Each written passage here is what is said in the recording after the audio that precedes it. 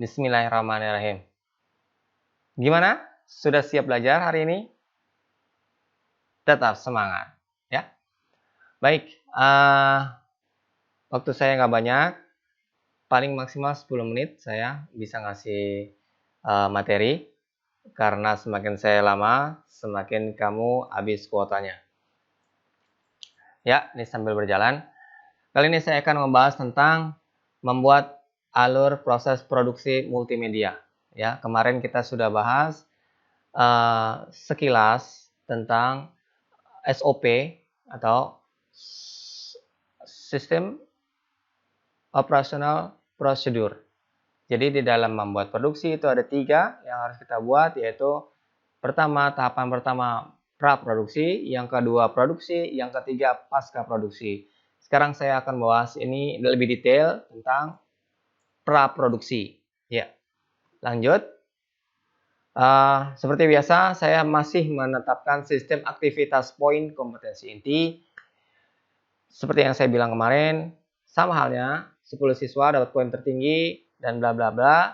Cara mendapatkan poinnya, pertama aktif bertanya, yang kedua aktif menjawab pertanyaan, hadir di kelas, mengerjakan tugas, mendapatkan nilai tugas di atas 80, mendapat 1 poin. Jadi, ayo kita kompetisi, semakin tinggi, semakin dapat reward. Ya. Oke, lanjut. Tujuan pembelajaran saat ini adalah agar kamu mampu mempresentasikan alur proses praproduksi produk multimedia. Di sini kamu bisa belajar membuat proses dan mempersiapkan dengan matang proses praproduksi. Ya, nanti kita akan belajar ya. Kita akan mengerjakan tugasnya. Ya. Oke, praproduksi itu tahapan persiapan segala sesuatu dengan sangat matang. Jadi, tahapan praproduksi itu adalah tahapan yang harus dipersiapkan benar-benar matang, karena 70% dari seluruh kegiatan adanya di sini. Ya. Jadi, kalau di sini tidak benar-benar dipersiapkan dan matang, hasil akhirnya kemungkinan besar tidak bagus. Ya. Karena tidak dipersiapkan dengan matang. Ya. Lanjut. Ya. Jadi ini 70% hasil dari keseluruhan adanya di sini. Tujuan proses praproduksi adalah untuk mendapatkan gambaran keseluruhan tentang proses produksi yang akan dilakukan, lalu untuk merancang naskah yang matang, sehingga tim produksi dan pemain dapat memahami segala teknis bentuk video yang akan diproduksi. Lalu sebagai panduan dalam pengambilan gambar, jadi baik kameramen maupun editor dapat mengerti gambar-gambar apa aja yang dapat digunakan. Ya. Lanjut ya, lanjut. Jadi ada 9 tahapan ya, proses praproduksi yang harus kita lalui. Yang pertama, menentukan ide dan konsep. Yang kedua, membuat naskah. Yang ketiga, membentuk tim produksi. Yang keempat, membuat panduan gambar. Terus lalu membuat jadwal produksi, menentukan peralatan produksi, mencari pemain dan lokasi, mencari anggaran biaya produksi. Diralat bukan mencari tapi merinci anggaran biaya produksi dan melakukan reading dan rehearsal. Ya, menentukan ide dan konsep. Kita lanjut. Slide selanjutnya, nih waktu terus berjalan. Apa itu ide dan konsep? Ide adalah rancangan yang tersusun dalam pikiran, gagasan, dan cita-cita. Jadi, ide itu kemudian dituangkan ke dalam tulisan menjadi sebuah konsep. Ya. Di dalam konsep itu tertera bentuk dan gaya pengemasannya, siapa targetnya, dan apa pesan yang akan disampaikan kepada audiens. Jadi ada 7 contoh sumber ide yang bisa didapatkan dalam pertama, cerita kehidupan sehari-hari, yang kedua, pengalaman hidup diri sendiri, lingkungan hidup, imajinasi, hobi, film, dan buku. Ya.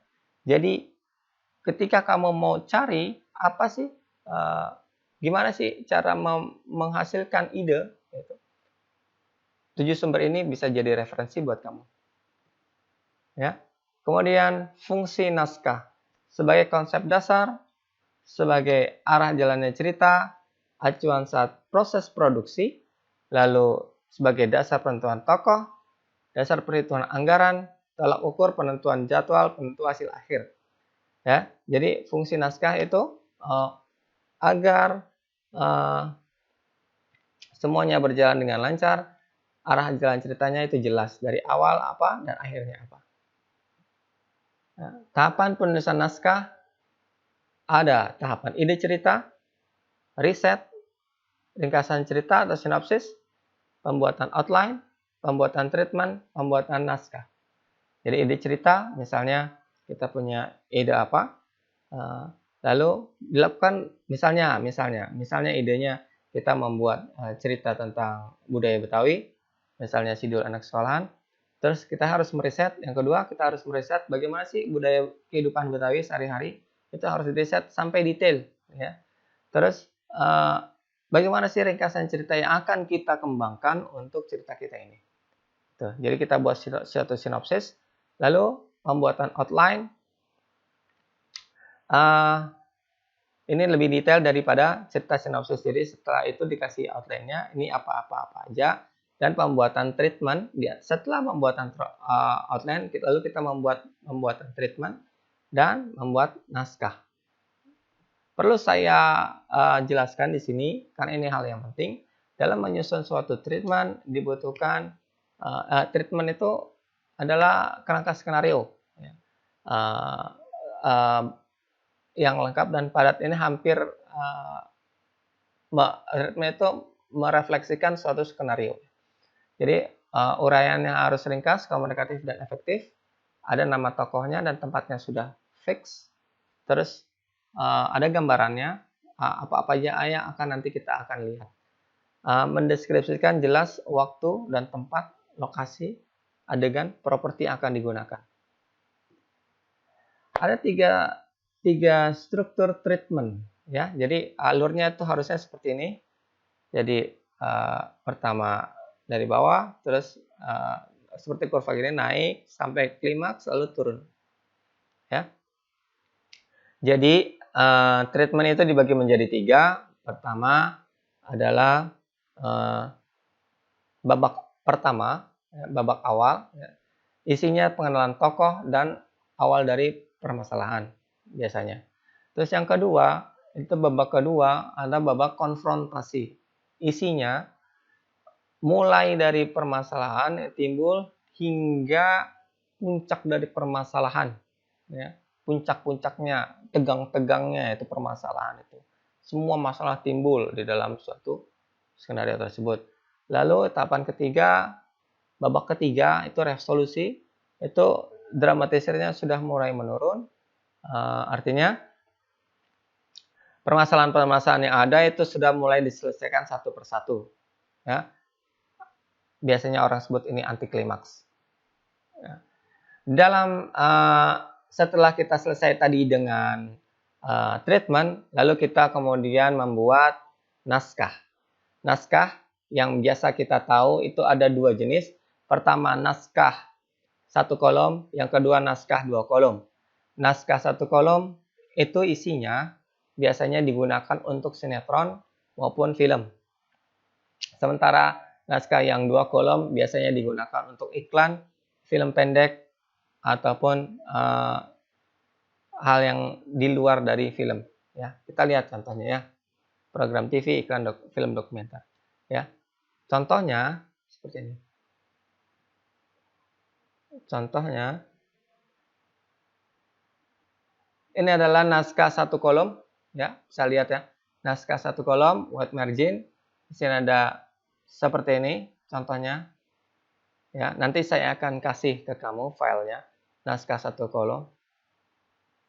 Lalu ini adalah naskah 2 kolom. Contohnya seperti ini. Jadi ada nomor, ada judul, naskah komersial, produk, durasi, nomor, video, audio, isinya apa. Ini LS artinya long shot. Terus pemeran masuk, ayah masuk ke dalam keluarga dan membuka pintunya. Lalu isi audionya apa. Di sini ada keterangannya. Nanti saya juga akan kasih filenya ke kamu. Baik, sampai di situ dulu pembahasan praproduksi, karena masih ada 7 lagi yang akan kita bahas di minggu depan ya. 7 lagi yang akan kita bahas tentang praproduksi dan produksi sama pasca produksi sekalian ya. Jadi di sini saat ini saya ingin menguatkan kamu pemahaman tentang tahapan praproduksi yang harus kamu lakukan ya. Oke, demikian saja materi saya saat ini. Untuk selanjutnya saya akan kasih tugas kamu yang menyenangkan dan kreatif. Baik, tetap semangat ya. Salam.